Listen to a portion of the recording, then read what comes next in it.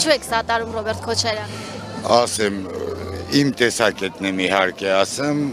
աղջիկ ջան, ուրեմն Ռոբերտ Քոչարյանը ղեկավարել է այն ժամանակ, երբեք թող ազգը դա չմոռանա, այն բարդ ու դժվար տարիներին է ղեկավարել, եւ ղեկավարել է, եւ ցավալի է նա, որ մի մասը դա իրոք ուրանում է, մոռանում է դա, էլի։ Այսօր էլ Անգելա Մերկելից բռնացով գալիս է, տանում են Ռոբերտ Քոչարյանի սարքած տեղերում սելֆի անում, Ազիզ ջան։ Այ դրա համար բոլոր ժամանակներում ընտրել եմ Ռոբերտ Քոչարյանը եւ հիմա էլ որ ճիշտ ասեմ, արտերկրից եմ թռել եկել, որ նորից այդ բանին մասնակցեմ ընտրություններին։ Սա ինձ համար ընտրություն չի, սա ազգի փրկության հարց է, ցավը տանը։ Ասում են ովքեր որ դրսից գալիս են, իրենց համար տոմսեր են առնում, շահագրգռում են, Չկա նման բան իմ աղջիկ, ազնվորեն եմ ասում, չկա նման բան։ Դա դե բամբասանքը այնա տուններս քանդեց մեր ազգի։ Վիթալ ամբարը մեդան գցին ու այս ազգին գցեցին այսօր աղջիկ ջան, այ դա ցավը։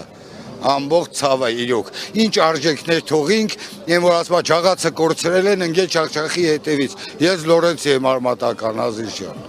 Հա ցավը տան։ Փաշինյանը ասում է նախկինում կոպեկ առ կոպեկ պետությունից թալանել են, մենք կոպեկ առ կոպեկ բերում ենք դնում ժողովրդի գրպանը։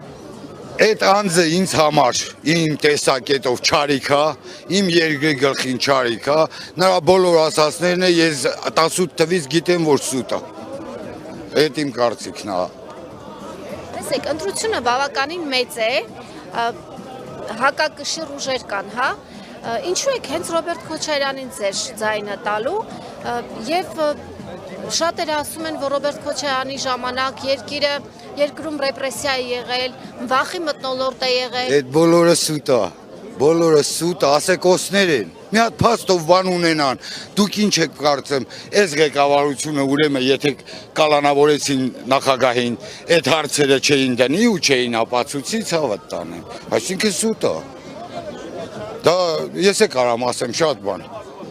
Կամ իմ համար ասեն, կամ են մյուսի համար ասեն, բայց այդ ասելը պետք է մի քիչ էլ հիմք ունենա, պետք է խիղճ ունենան։ 30 տարի մենակ բամբասել են։ Ինձ զարմացնում է, որ հայ տղամարդն էլ է, էլի բամբասում։ Հա, դա շատ է զարմացնում, ազնվորեն։